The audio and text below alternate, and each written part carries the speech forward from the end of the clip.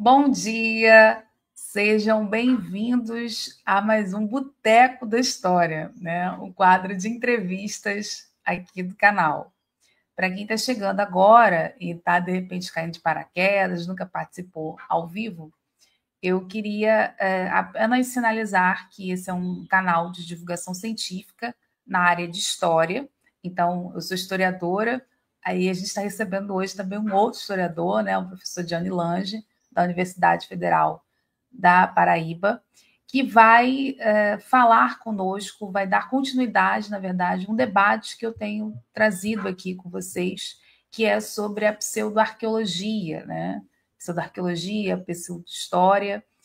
E hoje o professor vai discutir sobre o tema Vikings e Fenícios no Brasil. É história ou pseudociência, pseudoarqueologia? Bom dia, professor Danilange.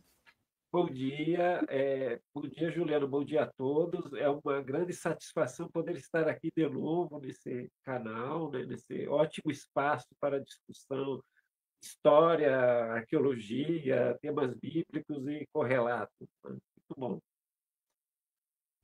E lembrando, pessoal, duas coisas. Primeiro, que o professor Gianni Lange, ele, além de ser professor universitário, ele também, junto com o grupo de pesquisa dele, o NEVE, eles têm um trabalho de divulgação científica muito bacana, tanto no Instagram quanto aqui no YouTube, tá?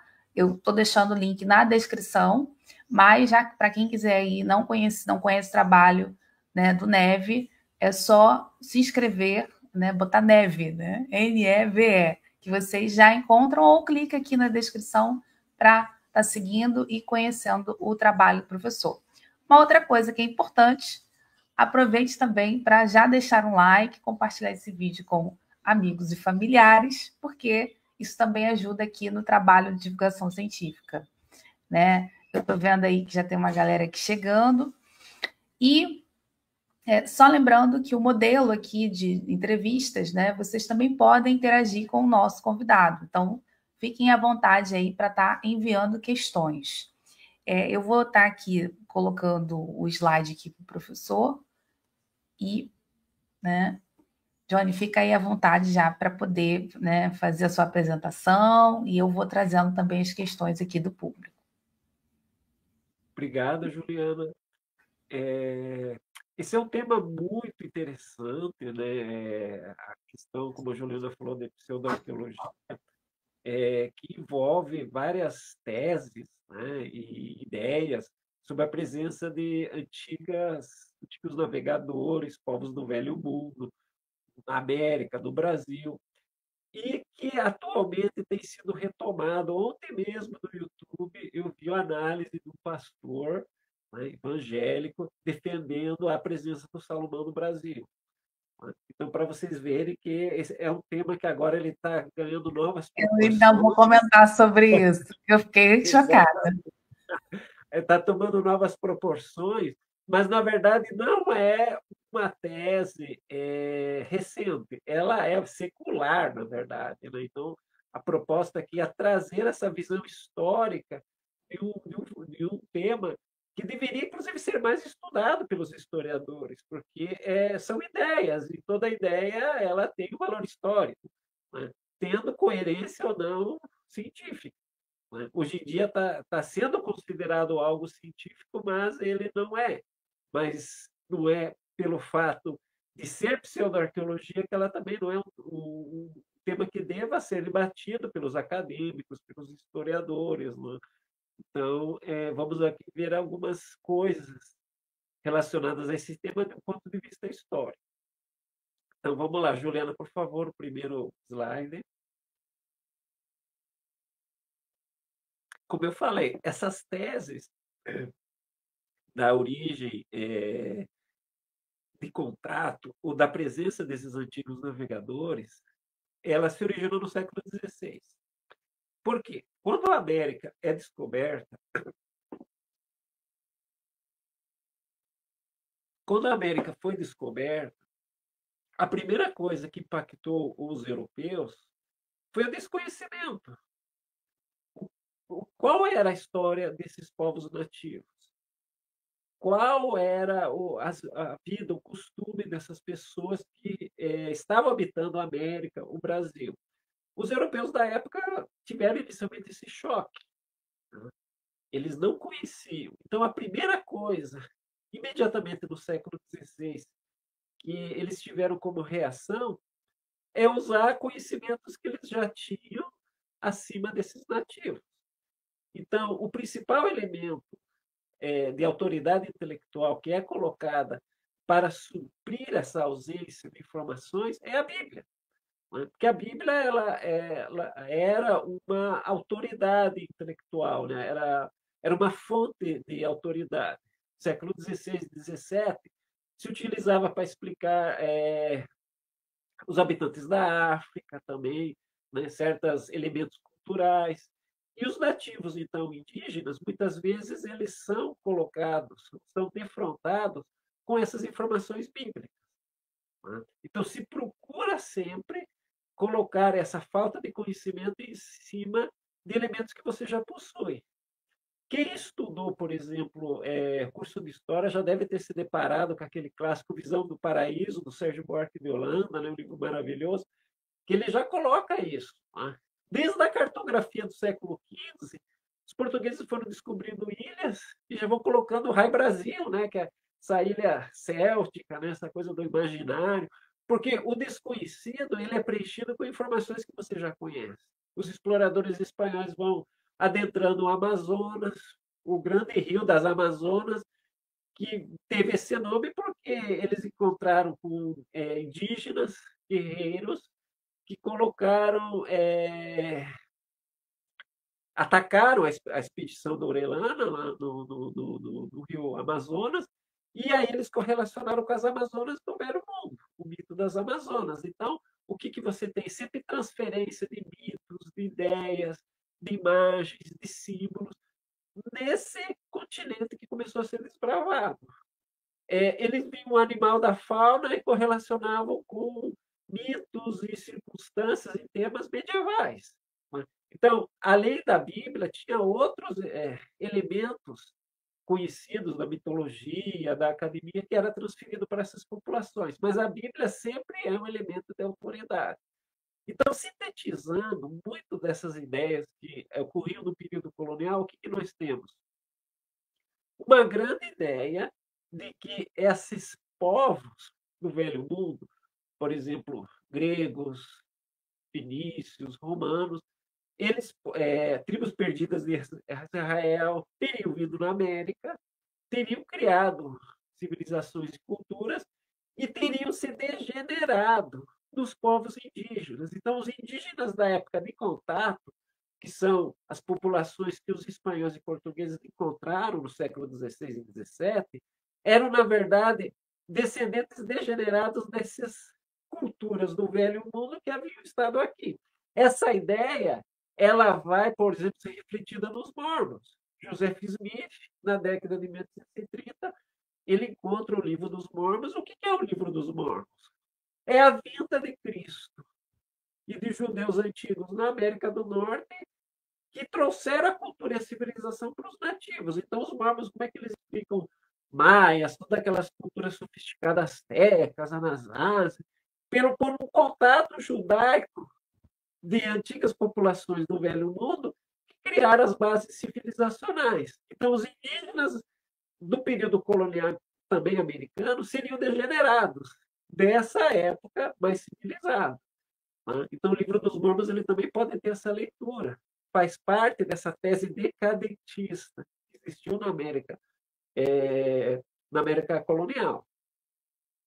Então, esses intelectuais eles tinham essas chaves de leitura.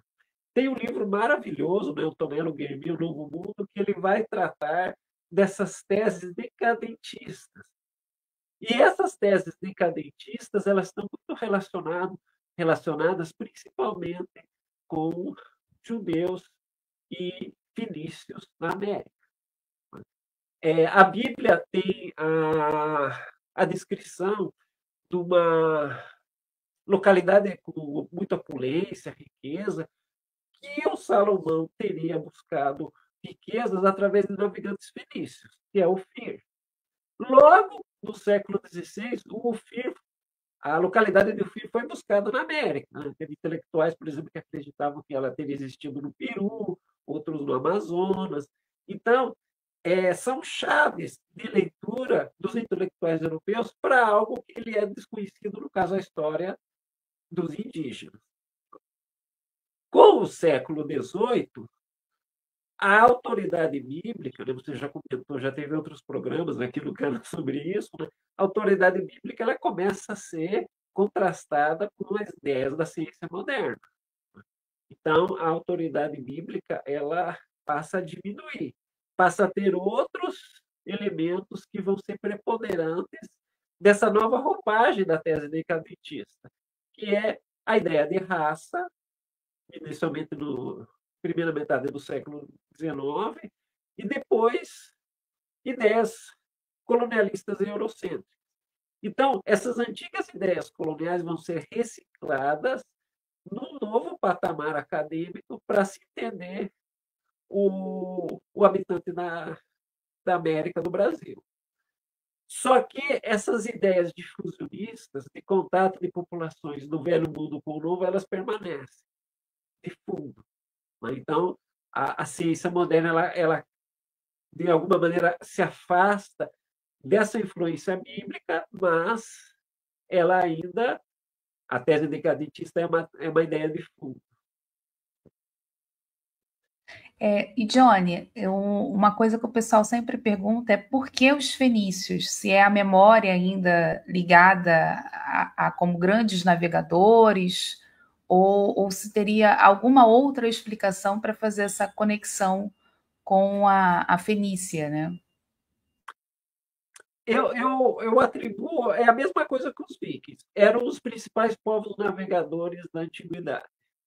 Navegação é um elemento crucial para se entender essas teses, porque grego, tudo bem, grego navegava, vai ter até o filme Odisseia, né? Ano que vem vai ser lançado, né? Tem esse elemento da navegação. Agora, navegação transoceânica era algo raro no mundo antigo. Os navegadores não iam ali do Mediterrâneo.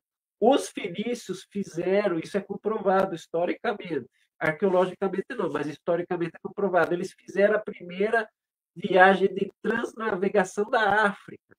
Teve uma expedição que foi do Mar Vermelho, deu a volta na África e entrou no Mediterrâneo.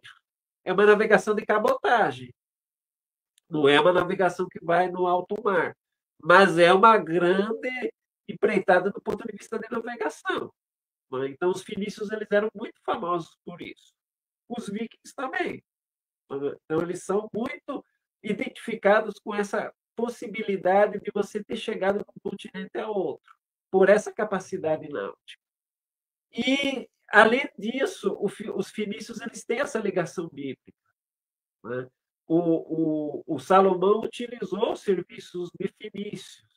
Né? A Bíblia cita também o Irã I, né? Então, que era um rei fenício lá da área do Tiro, se não me engano, do atual Líbano. Então, você tem esses elementos bíblicos de base. Geralmente, os intelectuais são cristãos. Então, essa interpretação de que eles estiveram aqui tem esse fundo bíblico, tem essa capacidade tecnológica, e é algo assim que acaba se tornando fascinante. Né? Por isso que os fenícios eles têm essa grande sobrevivência no imaginário, né? Algo que vem e vai e não desaparece. Né? Esse fascínio é muito grande. Mas podem existir outras possibilidades, a gente vai conversando e vamos debatendo sobre isso. Por favor, o próximo. Pois é, antes de nós tratarmos dos fenícios, vamos tratar dos vikings. Né? Os vikings, eles são uma situação um pouquinho... Eles têm congruência com a tese dos fenícios, mas eles têm especificidade. Por que surgiu a tese dos vikings no Brasil? No 19, ela teve uma curta duração. Porque havia um intelectual dinamarquês chamado Karl Raffler, baseado nas sagas islandesas, na década de 1830, ele vai tentar encontrar uma série de evidências mostrando que os vikings estiveram na América do Norte. Eu não vou entrar aqui em questões mais específicas sobre o termo viking, que vai sair um pouco do foco aqui do programa, né? Então, eu estou usando aqui vikings como sinônimo de nórdico, mas tecnicamente não existiram vikings no Atlântico Norte, porque viking é pirata, certo? Mas eu não vou entrar nesses detalhes escandinavísticos aqui, que não é o foco. Mas ele queria, então, provar a vida desses nórdicos antes de Colombo na América do Norte. Arqueologicamente, nós sabemos que isso foi verificado no Canadá. Lançou-Meadow é uma ilha do Canadá que, na década de 1960, foi encontrada evidências da presença nórdica. Isso é fato histórico. O problema é com os Estados Unidos. Os Estados Unidos, ao contrário do Brasil, eles não desenvolveram uma tese decadentista. Porque a tese decadentista, querendo ou não, é uma valorização do indígena. Né? Por quê? O von Marcius, na década de 1830, né? Todo historiador do curso de história aprende, estuda, né? Formação das três raças, do von Marcius, que ganhou o prêmio do IHGB. Né?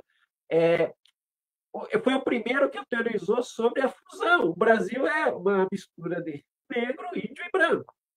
Né? Então, a tese decadentista ela levava em conta o indígena nesse processo histórico, mesmo sendo equivocada. Nos Estados Unidos, eles não queriam isso.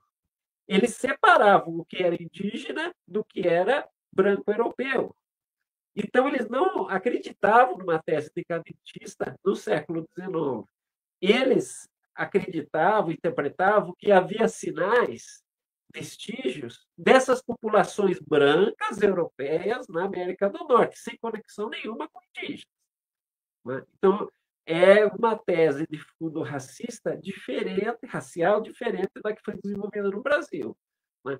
Então, por exemplo, a rocha pedra de Darton, nos Estados Unidos, que são petróglifos ou gravuras geométricas de origem indígena, são consideradas marcas europeias, antigos navegadores. Há os que interpretaram isso como sendo vestígio de portugueses antes de Colombo, há os que acharam que era fenício e há os que acharam que era viking.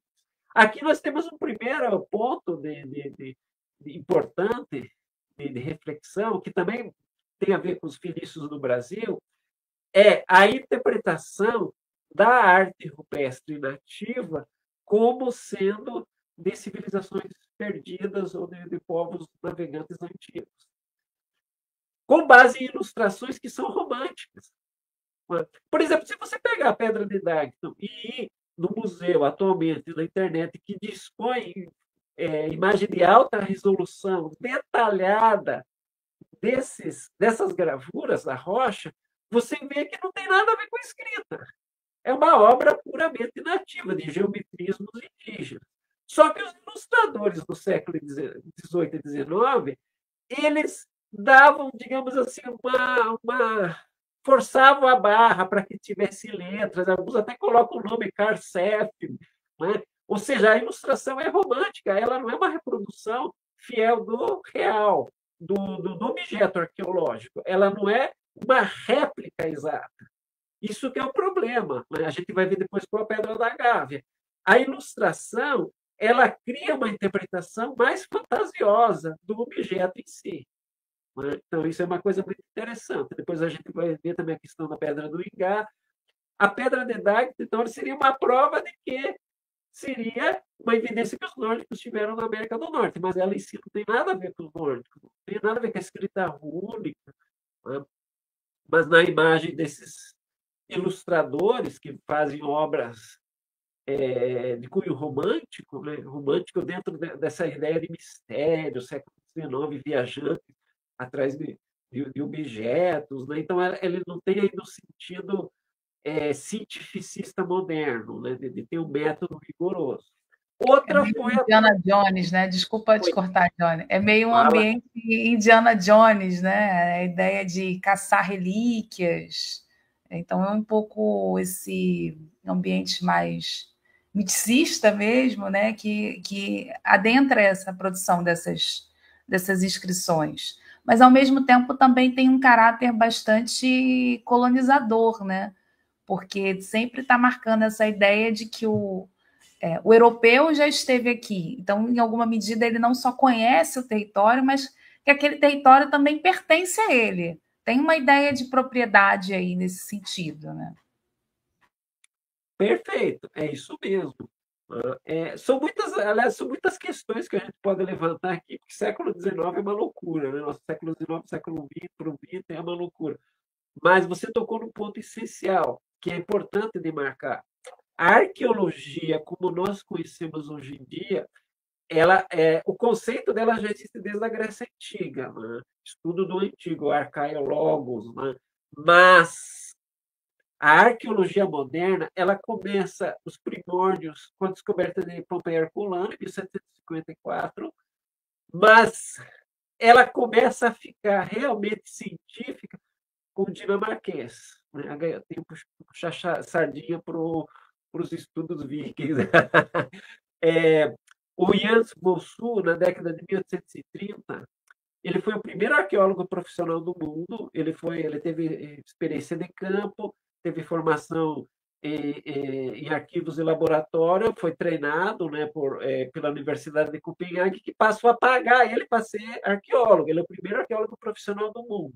E é interessante que ele institui na arqueologia os métodos da geologia e das geociências, que já tinham sido iniciados no 18 na Escócia.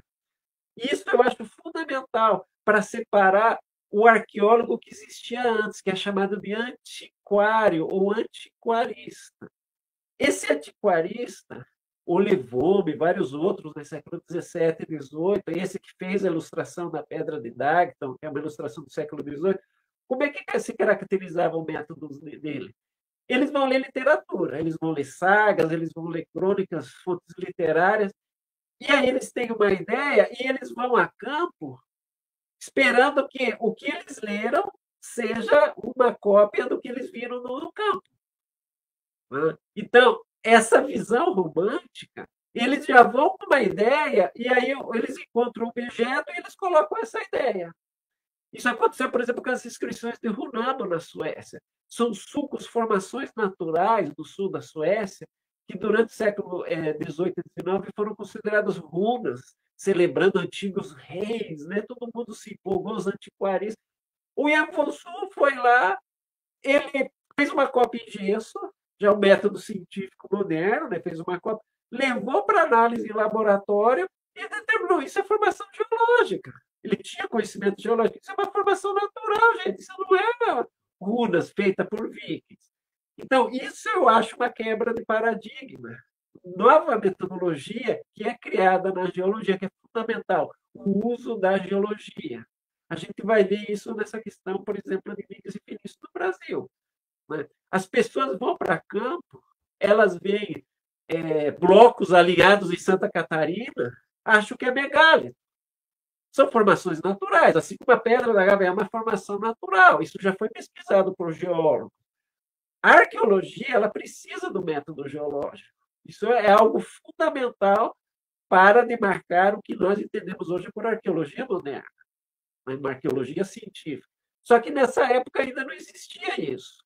Né? E o Hafner ele ainda não estava usando isso. Né? Então, existe essa separação entre o antiquário e o arqueólogo. Você falou Indiana Jones. O Indiana Jones é mais um antiquário do que um arqueólogo, na verdade. Se você for ver historicamente, ele pertence mais à primeira categoria. Né? Então, é bem interessante. Quando você estuda a história, você começa a ter uma outra visão da mídia, do cinema, da própria arqueologia. Né? Então, isso é interessante. Vamos seguindo.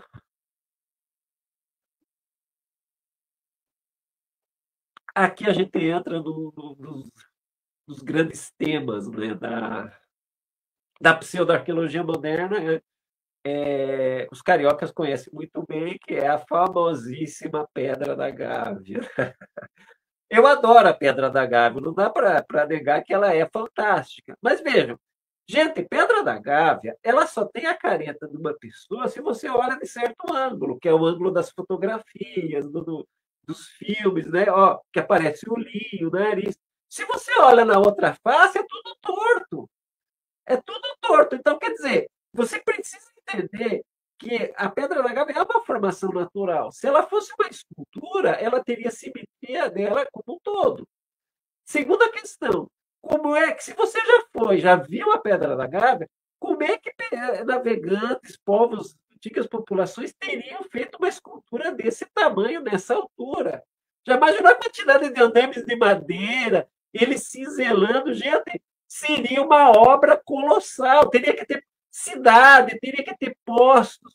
Veja, quem conhece história e arqueologia dos povos antigos sabe, você precisa ter uma logística, precisa ter comida, não é uma coisa que você vai fazer em um mês, 2 meses. Como é que eles iriam fazer uma obra dessa proporção? É totalmente fantasioso. Enfim, o que acontece? A Pedra da Gávea já era famosa antes do Instituto Histórico Geográfico Brasileiro, famoso IHGB, ter sido criado em 1838. Há histórias que rolam desde quando Dom João VI vê o Brasil fugido dos franceses, 1808, já rolava um tal Frei Custódio falando: são inscrições de povos antigos do lado da Pedra da Gávea. O Instituto foi formado para descobrir a nossa história, para estudar a nossa história. Só que eles queriam fugir do passado português. É o período da regência, né? Já está aí a Segundo Império é 1842. O período da regência, ele está tentando encontrar raízes históricas que não seja coisa ligada ao português, mas também que não tenha coisa ligada para os indígenas. Eles querem um outro modelo, né? Apesar do Fulmárcios ter aquele modelo das 3 raças, eles estão muito entusiasmados com encontrar vestígios de civilizações europeias, né? Porque dá um ar mais europeu, né? Para o Rio de Janeiro, né? A Vamos Europa, pensar, né? vamos pensar, né? Não tem o livro da Schwartz, o Dom Pedro II Monarca nos Trópicos? O que acontece? Gente, Rio de Janeiro era todo afrancesado, né? É todo cheio de influências da Europa, eles respiram a Europa. Você encontra alguma coisa europeia antes de Cabral, é o Deus nos acuda, é tudo que eles querem. Né? É tudo que eles querem essa ponte com o velho mundo de alguma maneira.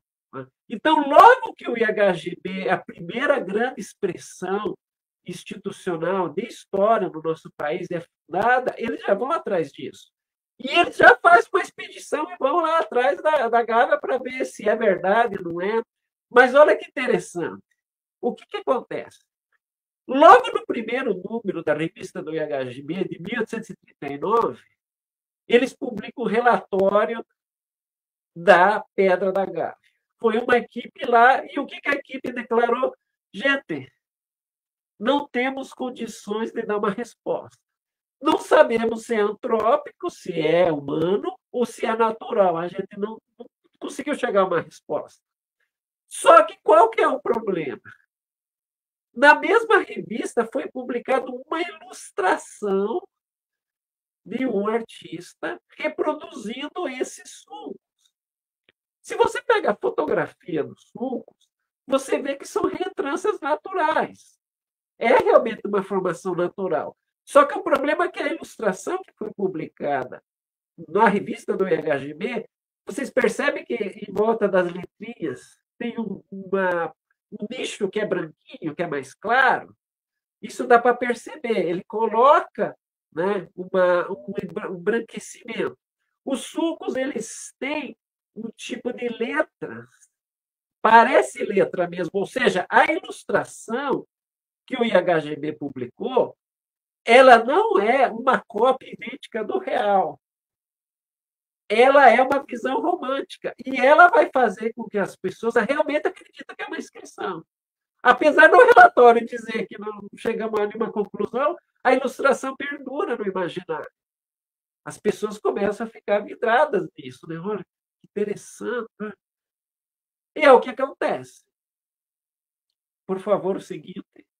Não, Johnny, antes da gente seguir, é porque tem o Reinaldo, ele está aqui o Reinaldo Leão, ele está questionando sobre a possibilidade da Pedra da Gávea ser uma construção, né, dos fenícios, porque ele fez um paralelo com a questão das pirâmides no Egito.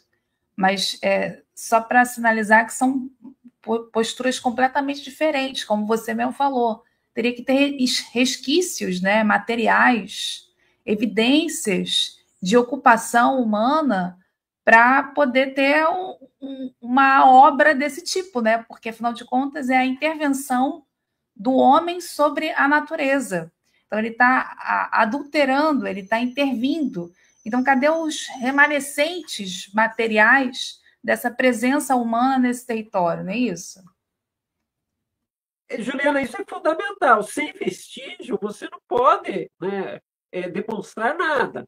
Tanto a esfinge quanto as três pirâmides, né, do Egito, lá, o Quepos, Kefren e Miquerinos, no entorno você vai ter habitações dos trabalhadores, locais, as vilas, você tem equipamento. Sem vestígio você não chega a nada. É que nem o Finkelstein, por exemplo, quando ele fez as pesquisas dele sobre o Êxodo, né? Êxodo não tem nenhuma evidência. Ficaram o quê? 30 anos andando no deserto? Você não tem nenhuma evidência material. Uma população tão grande teria se deslocado, você teria acampamentos rápidos, vestígios dos mais diversos. O ser humano ele deixa Alimentares, né? vestígios em Resquícios paisagem. alimentares, de Com queima. certeza, com certeza. Populações humanas deixam marcas na paisagem. Você encontra populações, pequenos grupos, você encontra restos de fogueira, você encontra vestígios dos mais diversos. O Rio de Janeiro, se ele tivesse conhecido a presença de fenícios, você ia encontrar os mais variados vestígios com o tempo, de ocupação. E era um processo que demoraria muito tempo. Só que também há uma diferença. Pirâmides e a esfinge, ela foi feita por acomodações de blocos. Né? Ela não é uma escultura feita diretamente na pedra. Pedra da Gávea, se ela fosse artificial, ela seria um bloco que teria sido moldado. A técnica é totalmente diferente do Egito. Do Egito. Ela seria mais parecida com Petra, na Jordânia, que são construções feitas diretamente na rocha. Então, seria um outro tipo de técnica. Né? Você fazer esculturas e construções diretamente na rocha é um processo muito complicado. Você precisa de equipamentos, você precisa ter uma estrutura muito mais sofisticada. Né? É algo que o Rio de Janeiro não tem. Né? A arqueologia do Rio nunca apontou vestígios para isso.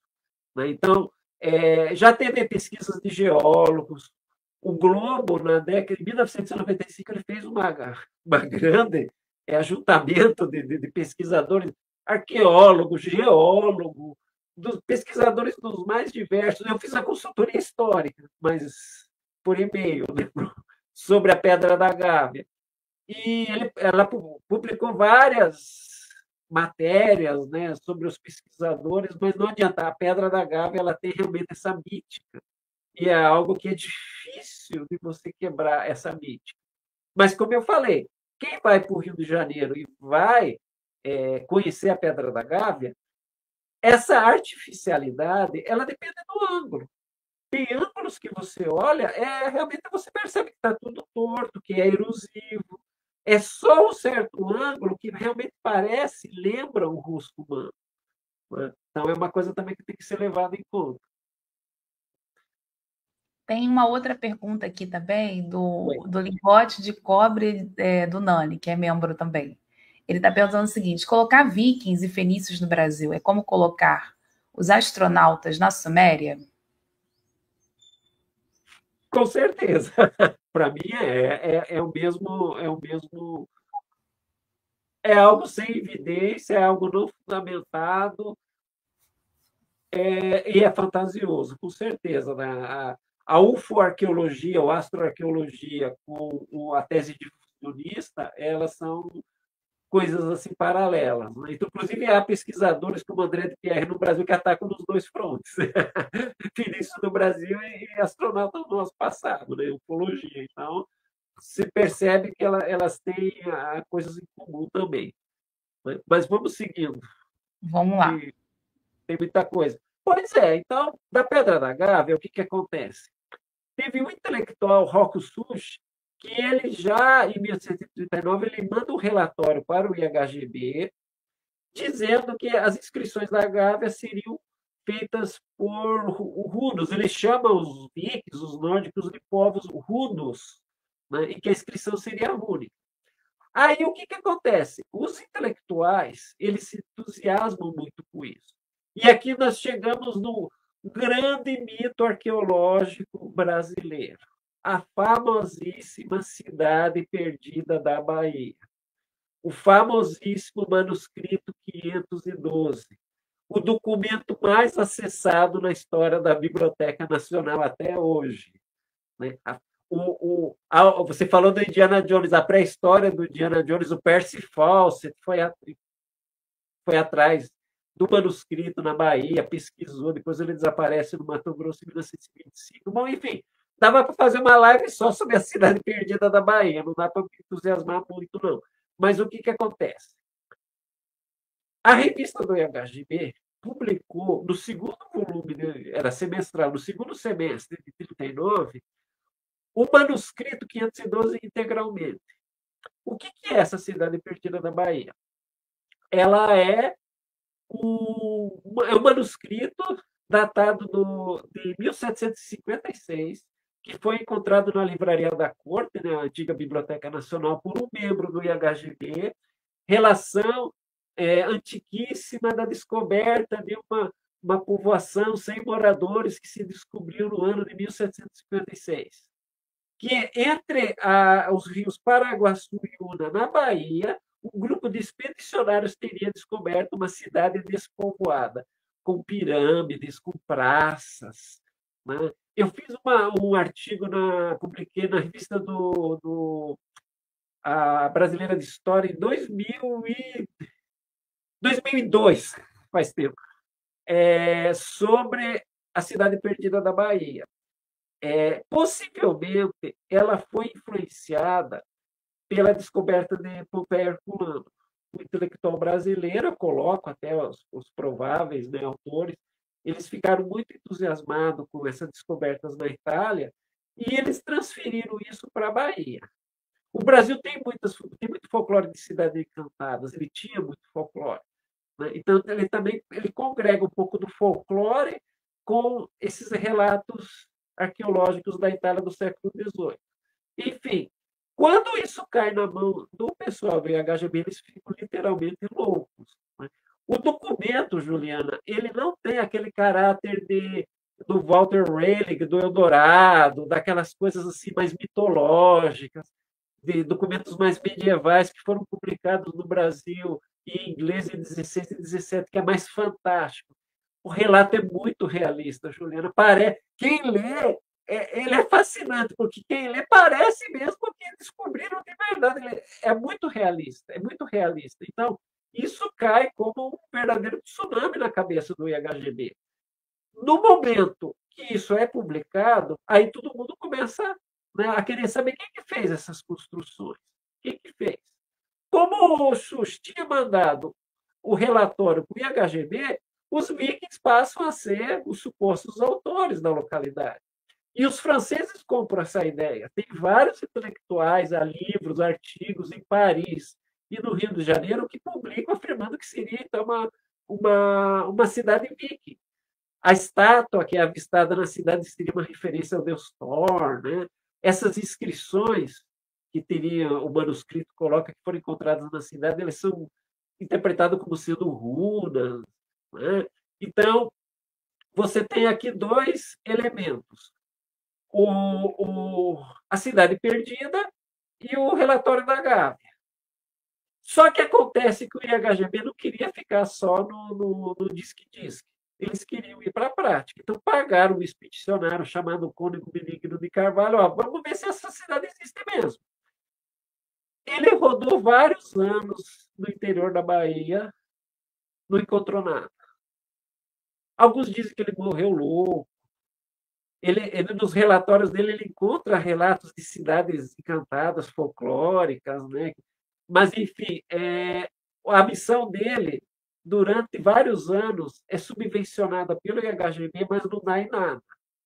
E no final de 1840, na década de 1840, a Cidade Perdida ela para de ser um paradigma para os intelectuais cariocas. Ela é considerada uma simples fantasia. Você não tem uma evidência material dela, ela é deixada de lado. Então, durante esse período, a tese Vikings acaba subindo. No 19, ela ainda aparece no intelectual também carioca, né? Sempre os carioca, né? Olha os carioca aí. O João Barbosa Rodrigues, o naturalista, ele, nos anos 1870, ele publica na famosa revista Ensaios de Ciência a tese de que os vikings teriam estado na Amazônia. Então, ele foi o primeiro que criou o vínculo de Amazônia com os vikings. Ele chama até os filhos de Odin na Amazônia. Mas isso não reverbera muito, né? Aí nós chegamos no próximo slide. Johnny, isso também é Oi. interessante porque, desculpa te interromper de novo, eu só tô falando porque você deixou, hein? Claro, manda.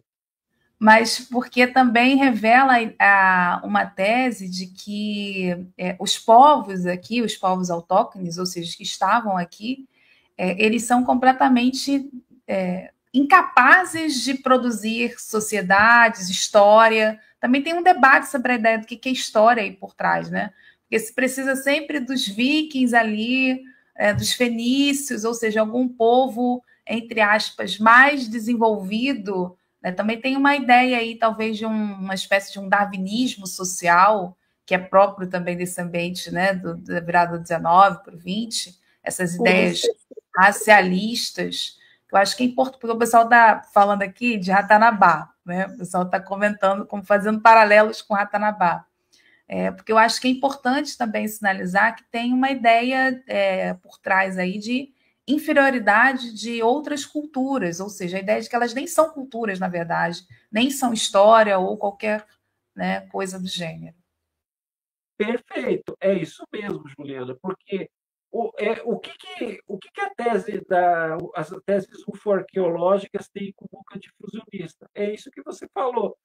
Os povos nativos, os povos antigos, autóctones, originários, eles não têm capacidade de fazer nada. Isso a gente vê muito bem na obra Vikings do Brasil, que é de 76, que vai reavivar essa tese dos vikings, né?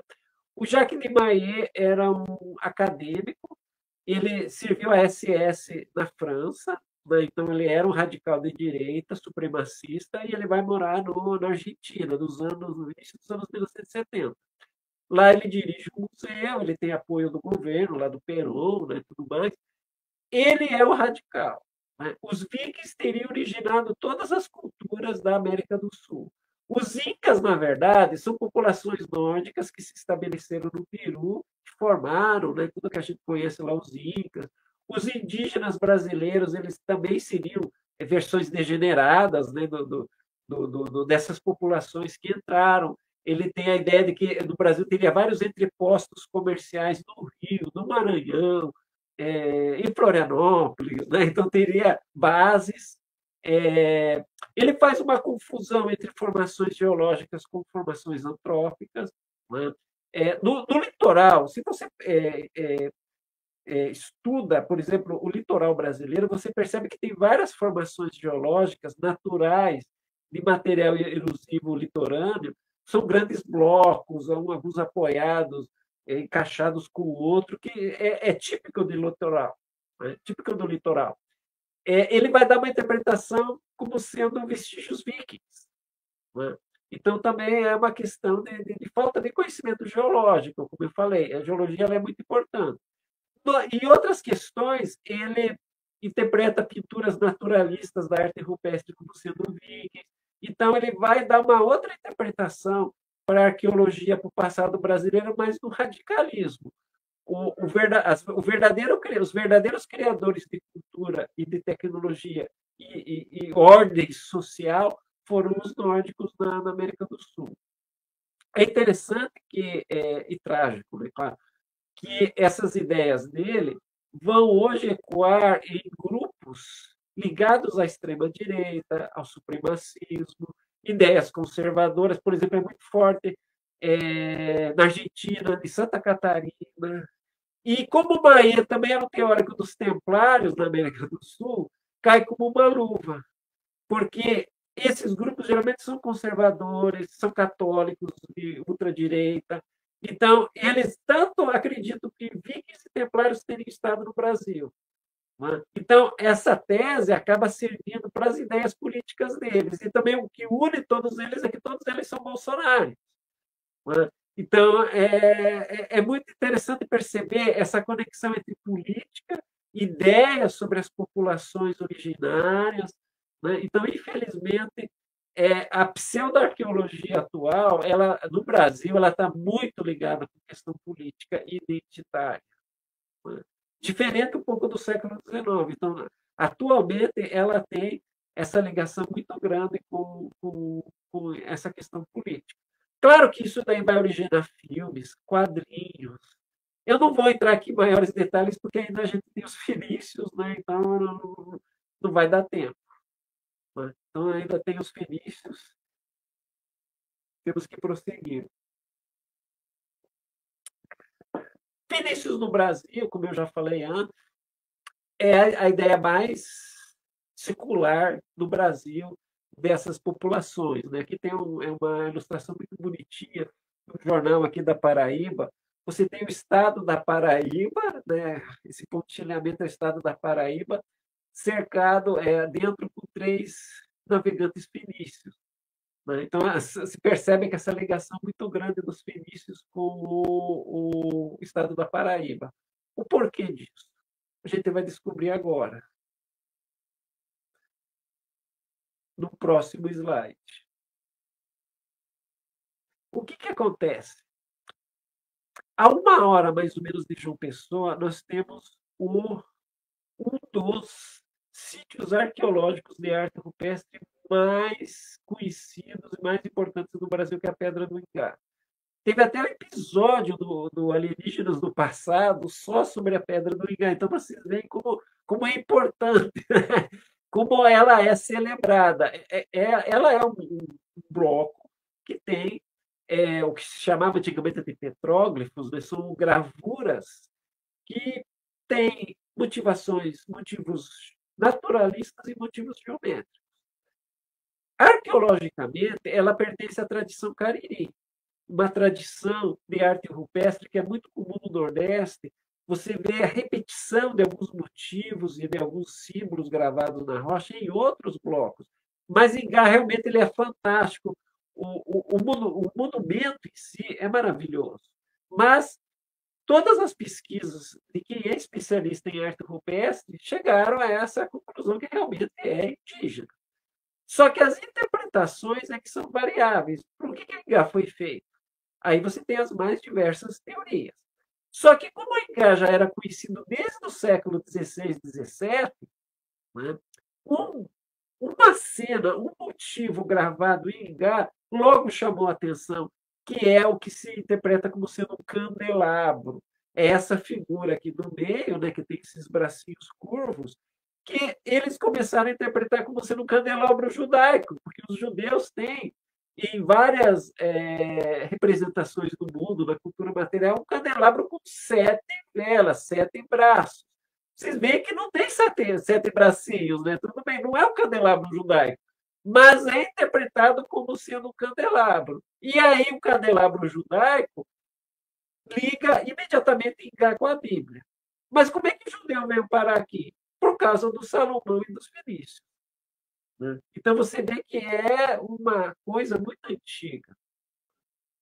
É uma associação muito antiga. Vamos para o próximo. Não, acho que tem um outro antes, não tem? Não, tá certo, desculpe, é esse mesmo. No século XVII, o famoso, né, se estuda muito, quem faz a disciplina de História no Brasil, nos cursos de História, o famoso Diálogo das Grandezas no Brasil, do Ambrósio Fernandes Brandão, que foi escrito aqui na Paraíba, ele já fala, ele é o primeiro que vai falar que o Salomão teve aqui por causa dos fenícios. E ele vai falar isso por causa da Pedra do Ingá. Outro autor que também veio na Paraíba, ele já foi um pouco mais realista. Ele falou que tinha uma pedra com sol, lua e estrelas. Realmente, alguma dessas gravuras próximo ao solo parece mesmo representação do sol, estrelas e da lua, né? Mas ele foi um pouco mais realista. Agora, o colega dele, o Ambrósio, já achou que isso tinha uma ligação com Salomão. Então, a Pedra de Ingá, ela sempre teve essa ligação muito estreita com Fenícios e Salomão. Na década de 1860 e 1870, o Henrique Froide de Torron, né, um explorador militar, político francês, estudou línguas orientais no Líbano na década de 1840, teve no Mediterrâneo, África, e veio para a América do Sul. Ele começou a fazer várias publicações em revistas e livros em francês, afirmando que o Salomão esteve no Amazonas. Qual a base que ele vai ter para isso? Que existe um rio chamado Solimões. Solimões e Salomão é igual. Só que aí você vai pesquisar a etimologia do rio Solimões, você vê que vem do latim, foi espanhol que deu esse nome. Né? Essas evidências etimológicas, algumas vezes, são pura coincidência entre um termo também indígena, que teria ligação com outra língua, mas veja, se quem estuda linguística sabe que existem essas coincidências.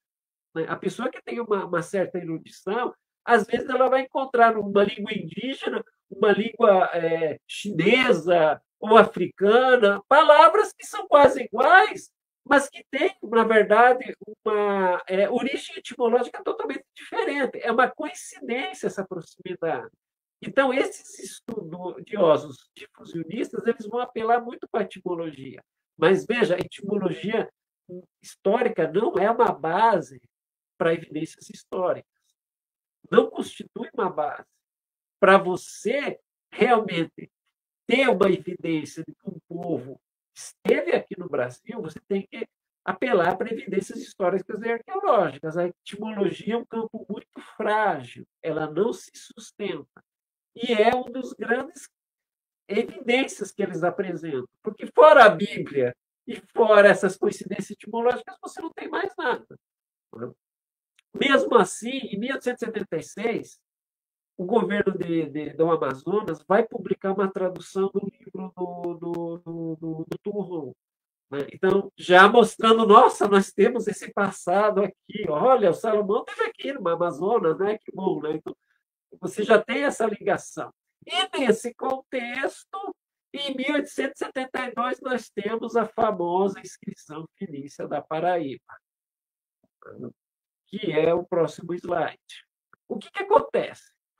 Em 1872, o IHGB recebe uma carta de um fazendeiro dizendo que ele havia encontrado em sua propriedade uma pedra com esses escritos. O local seria Paraíba e ele não dá mais detalhes. É muito curto e grosso. O que acontece? O IHGB não tinha nenhum especialista na época sobre isso. Só que o sócio do IHGB, que é o Ladislau Neto, era o diretor do Museu Nacional e era incumbido com arqueologia. Ele recebe a incumbência de fazer análise, ele fica fascinado e faz uma tradução do texto e começa a publicar no Rio de Janeiro, em periódicos do Rio de Janeiro, não há traduções do texto. E ainda manda uma carta para o Ernest Renan, né? Exatamente. Ele começa a receber críticas de que, veja, qual é o contexto? Cadê a pedra? Só tem a carta, cadê a pedra? Quando a pessoa começa a fazer uma inferência maior sobre o fato, ele só tem a carta. Por que pedra é essa da Paraíba? Cadê a pedra? Você precisa de materialidade. A arqueologia é feita de materialidade. É uma ciência que se constrói em cima de materialidade. E não tem. Ele começa a ser muito criticado.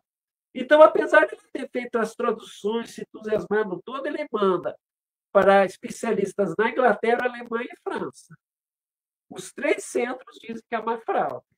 Fizeram uma análise. Porque como é que os epigrafistas vão fazer análise? Eles fazem um estudo linguístico. As pessoas hoje em dia pensam que para você fazer um texto antigo, você pega o alfabeto e fica juntando as letrinhas, né? Não, você precisa estudar a língua. Por exemplo, o Champollion, para ele decifrar em 1822 os hieróglifos, naquela famosa carta a não sei quem lá, né, que tem a tradução, ele foi estudar a língua, o copta, que é a língua egípcia mais antiga que existe, ainda atualmente preservada. Ele teve que estudar linguística. Você precisa estudar a língua antiga para poder fazer a decifração. Qual que é o problema dos fraudadores? Eles não são especialistas em linguística. Eles pegam manuais básicos e ficam fazendo um arranjo de frases e letras. O especialista já mata na hora. É a mesma coisa que a laje de Kensington, né? O suposto texto V que foi achado em Oklahoma. Você fazendo uma análise epigráfica, o especialista já mata na hora. Ele consegue ver que tem vários erros de ortografia, de estrutura, porque o fraudador não é um linguista, não é um pesquisador avançado nesse sentido. Então, os 3 centros já declararam, fizeram, né, análise, é fraude. Vamos seguir com o próximo slide, que é interessante que a publicação da tradução do Neto, de 73, no jornal, e saíram de Azion-Gaber no Mar Vermelho e embarcaram gente em navio 10. É uma frase muito parecida com o que está no livro dos reis. Salomão montou uma frota em Azion-Gaber, perto de Elate, na costa do Mar Vermelho. Então, você vê que está ali o texto bíblico. Né? Então, quem fez esse texto estava pensando na Bíblia, está seguindo essa tradição de fenícios no Brasil, ligando a questão do Salomão. Então, isso é um dado assim, extremamente interessante. Mas é uma fraude. Foi feita análise, é uma fraude. Aí a questão é, quem que teria feito essa fraude? E aí a gente vai para o próximo slide. O Renan, que você citou, né, ele é o maior especialista em estudo de fenícios antigos. Por quê? Nos anos 1860, ele conduziu várias missões arqueológicas no Líbano. Ele foi o que primeiro publicou sobre monumentos, ele levou monumentos para a França, documentos epigráficos, ele é o que inaugura a epigrafia também de Fenícia. Né? Então, ele passa a ser uma referência constante. Você trata do tema fenício no século XIX e você cita a Ernest Renan. Né? Ela é uma influência assim, muito forte. Eu já vou voltar a ele daqui a pouco, né? Mas vamos para o próximo slide. Pois é, quem que são os supostos fraudadores? Aqui aponta o próprio Ladislau Neto e outros do Dom Pedro II.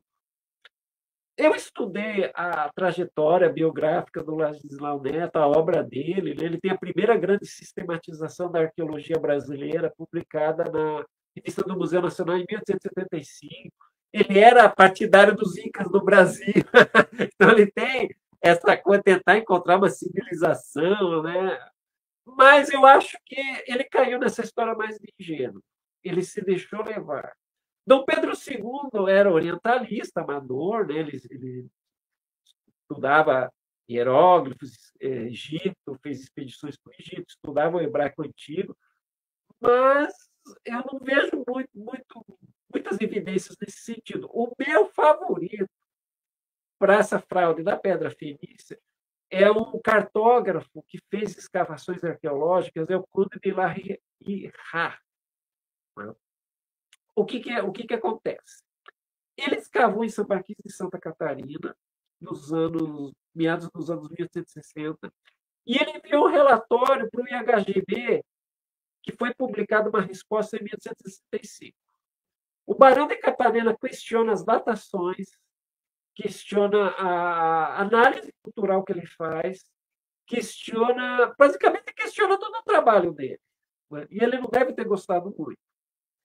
Na mesma época, ele enviou um outro relatório para o IHGB, que também foi publicada a resposta na revista do IHGB. Essa eles não quiseram botar a mão no vespeiro, né? Só publicaram que receberam, mas não fizeram muitas análises. Que ele faz uma análise das inscrições da Cidade Perdida da Bahia. E ele conclui que elas tinham origem fenícia. Então, o Conde de La Rira, ele tanto tinha experiência em mandar material para o IHGB, ele morava no Rio de Janeiro, morreu nos anos 1880, ele era um adepto da teoria dos fenícios no Brasil, então, possivelmente, eu acho que ele tenha sido o mais provável autor dessa fraude. Como uma resposta também ao próprio IHGB, que não estava dando crédito para as pesquisas dele.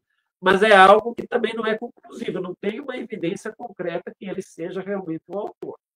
Mas tem uma outra questão que também deixa a gente, é um ditado antigo, capunga atrás da orelha, que é o próximo slide. É um caso muito interessante. Em 1972, um padre jesuíta estava andando no interior do litoral catarinense, na cidade de Gaspar, e num açougue ele encontrou uma pedra de apoio de porta, um bloco com inscrições. Ele foi indagado, ele indagou ao pessoal onde que eles teriam conseguido. Essa pedra teria sido encontrada no Sambaqui, ali da região, Sambaqui da cidade de Gaspar, em Santa Catarina. O padre imediatamente fez traduções, dizendo que a pedra era fenícia. Chegou aos jornais catarinenses, aquela bomba, né? Todo mundo é Fenícios, Fenícios de Santa Catarina, Fenícios de Santa Catarina.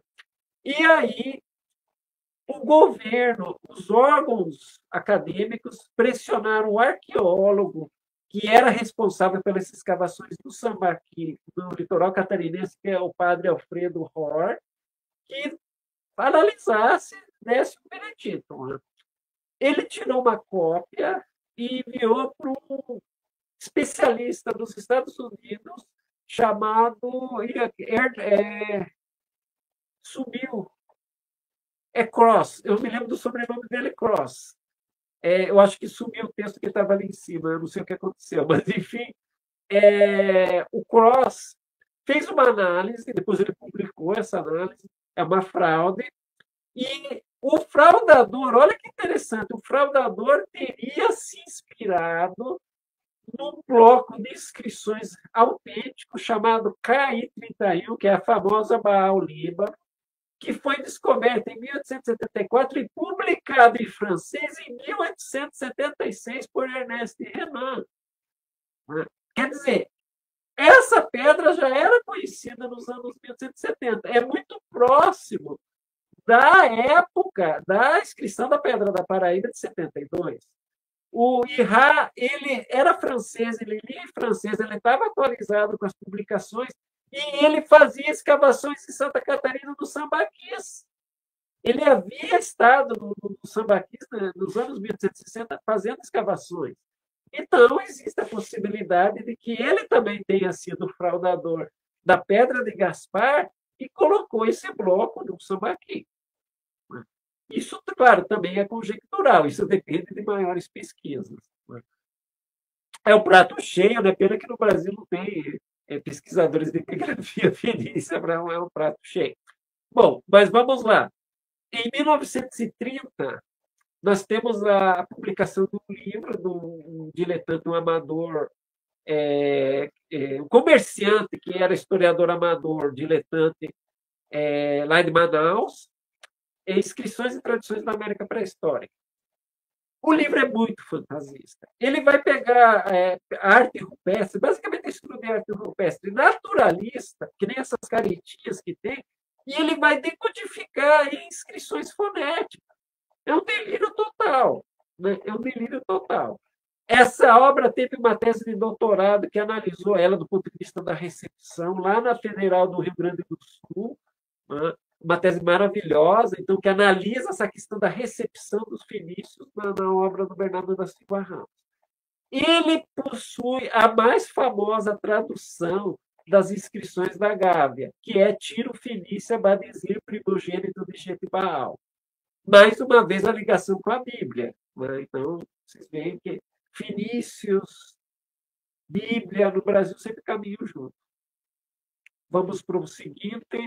Só que é um detalhe rapidinho Oi. interessante, é que essas teorias também, elas caem muito por terra a partir dos próprios dados arqueológicos sobre o antigo Israel. A gente até hoje não encontrou nenhuma evidência sobre um Salomão ou o reinado de um Salomão, né? O pessoal que ainda hoje tenta alimentar essas notícias, é como aquela, né, do Salomão com pau-brasil, que eu ainda quero comentar a respeito. Ela é problemática sustentar isso se você não tem nem evidências materiais da existência, né, de Salomão ou do seu reinado. Então, é um outro aditivo, né, de que, de fato, a pessoa está, o falsificador, no fundo, ele está ali olhando, né, para o texto bíblico e querendo criar uma história fantasiosa de, né, judeus, de um Com império talvez ultramarino, né, de Salomão. certeza. A Bíblia é tomada como um livro ipsis litteris histórico. O que está na Bíblia é histórico.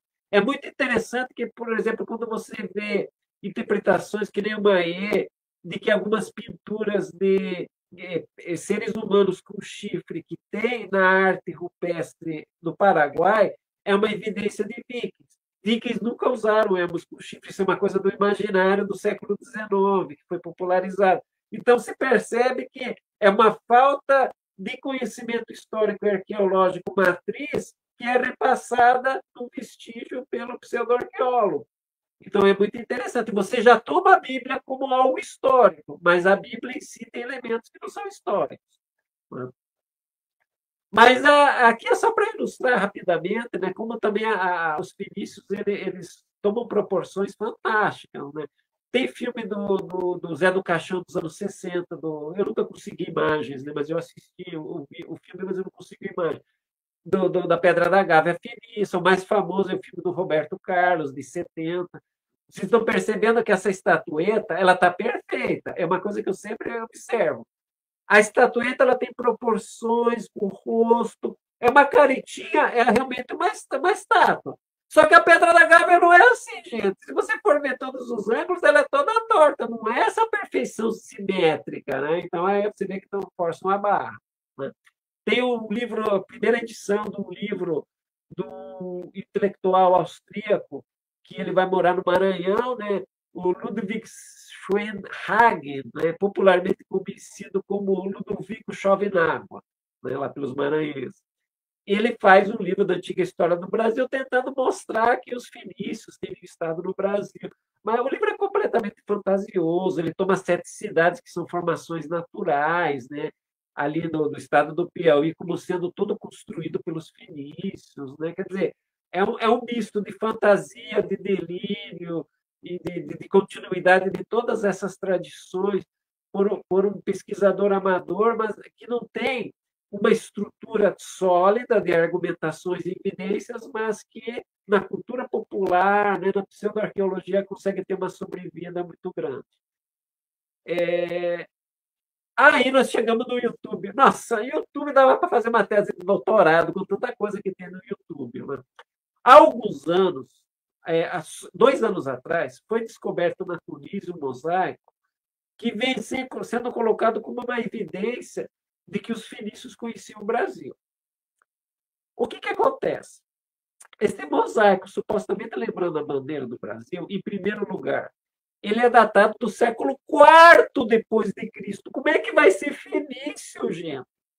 Fenício é o povo da antiguidade. Né? Antiguidade, século IX antes de Cristo. Ele é da época romana, ele não pode ser fenício. Segunda questão, fenícios e populações antigas não tinham bandeira. Bandeira é um conceito do Estado-nação a partir do século XVIII. Povos da antiguidade não usavam bandeira. Então, historicamente, é algo errado.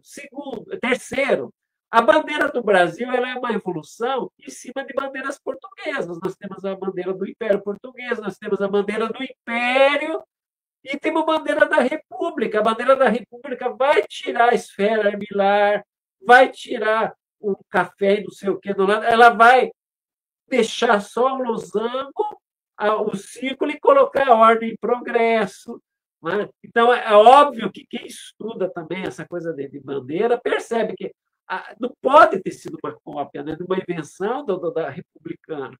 E se você analisa todo o conjunto onde foi encontrado esse mosaico, tem mosaicos de várias cores, vários tipos.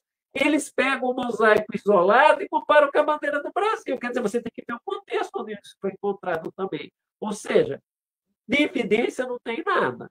Né? É mais uma coisa que bomba na internet. Ai, bandeira feminista, bandeira feminista.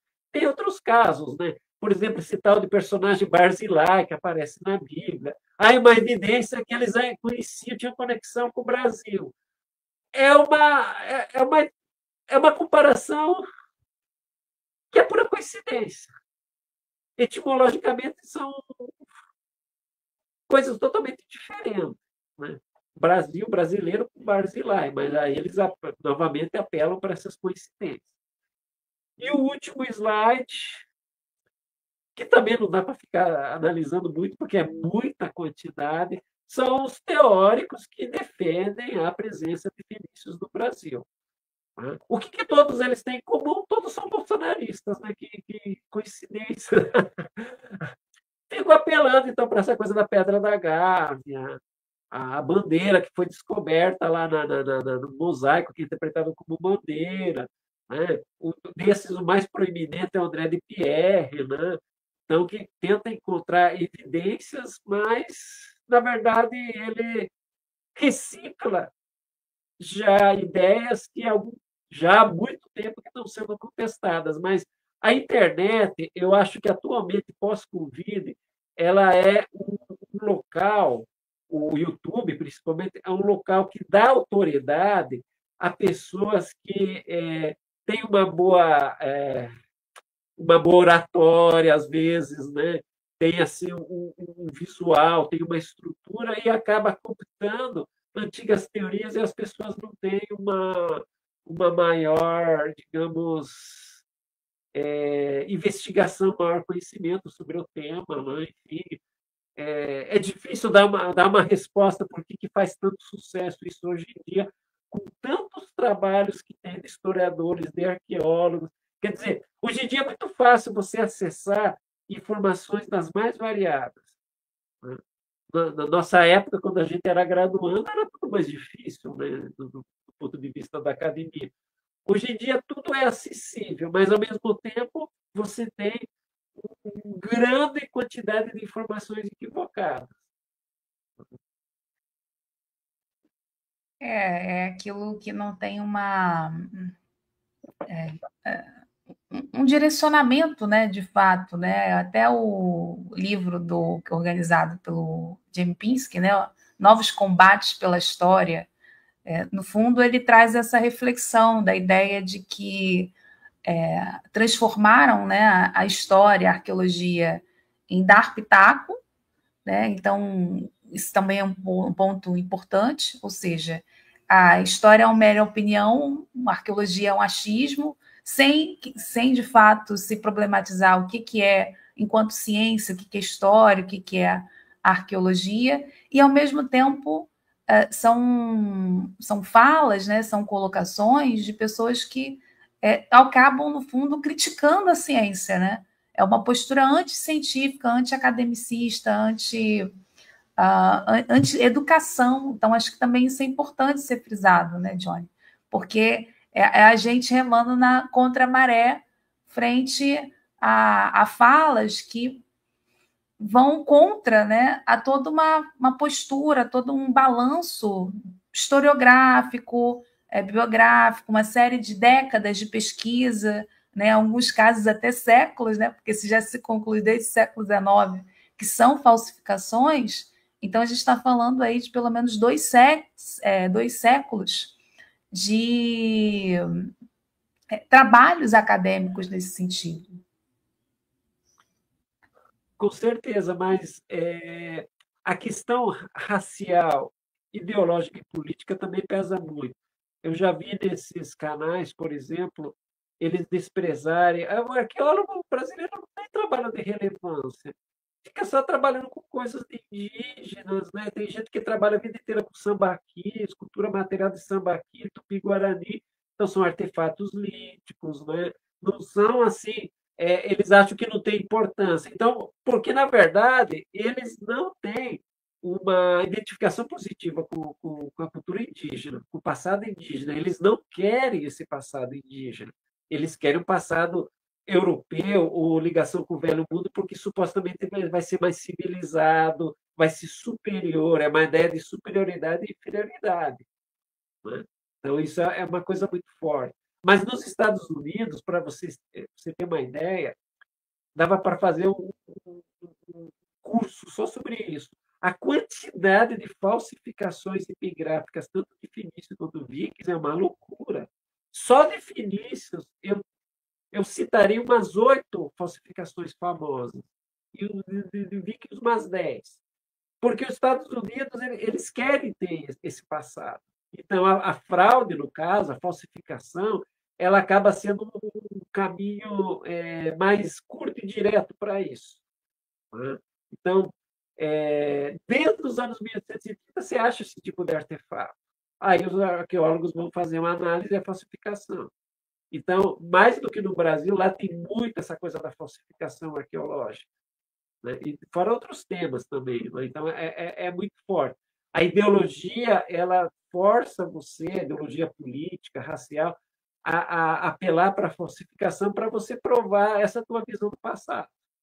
Né?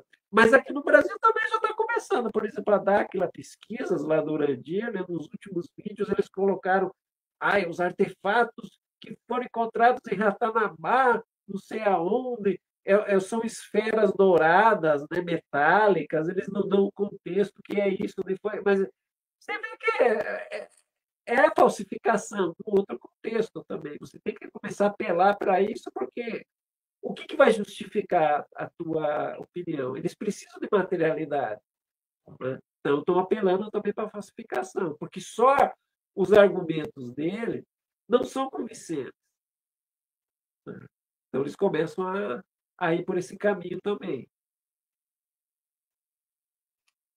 Não, sem dúvida, né? Essa ideia de salgar sítio, falsificar, né? Tudo acaba sendo válido, né? Ou mesmo também destruição, né? Porque a gente tem, eu não sei nos Estados Unidos, mas no México a gente teve também ali no 19 para o 20 destruições de alguns artefatos, né, enfim, autóctones, para dizer que também não há um passado ali, né, local, um passado indígena.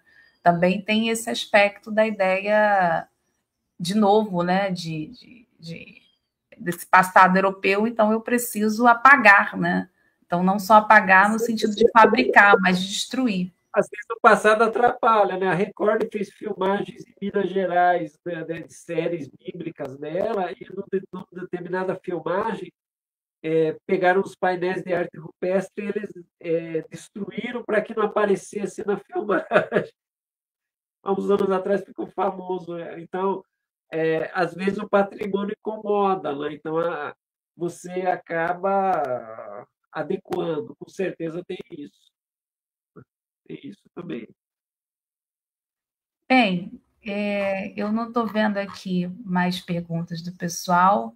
Eu queria, então, primeiramente, né, agradecer mais uma vez ao professor Gianni Lange por estar aqui conosco. Ele, né, eu conversando com ele sobre, enfim, as postagens que eu andei fazendo, né, também toda a movimentação aqui no canal, e então ele se predispôs a estar aqui. Então, muito obrigada, tá, Johnny? E reforçar o convite ao pessoal para poder se inscrever e acompanhar o material do Neve, tanto, né, aqui no YouTube quanto no Instagram. Além disso, também, esse material aqui, ele também é fruto das pesquisas do professor Gianni Lange, é bom reforçar isso. Então, também deixei aqui, né, algumas referências também de materiais que o professor já produziu dentro dessa área. Então, fica a dica aí também para vocês, além de terem assistido o vídeo, também façam, né, a leitura do material. Leiam materiais, de fato, acadêmicos, produzidos por cientistas. E, no mais, só reforçar aí para quem que tá, né, vai assistir no modo gravado ou vai rever, a importância de deixar um like. Se você não for inscrito, também se inscreva. Também queria agradecer mais uma vez aí o apoio do Lingote e também dos demais membros do canal. Johnny, no mais, eu passo aí para você fazer as considerações finais. Muito obrigado pelo espaço, Juliana. É muito bom estar de volta aqui no seu canal, né? E eu espero que isso ajude as pessoas a refletir e também mais acadêmicos venham a descobrir esse universo que também é um campo acadêmico. Pesquisar essas ideias da pseudoarqueologia também é muito importante, ainda mais no Brasil agora que está tendo a pseudoarqueologia está tomando proporções diversas, então é importante também que os acadêmicos conheçam e debatam isso tudo. Então, muito obrigado pelo espaço, foi uma experiência sensacional. Não, o prazer foi todo nosso. Pessoal, então a gente vai ficando por aqui. Até o próximo Boteco e, como eu termino sempre, viva a ciência. Tchau. Tchau.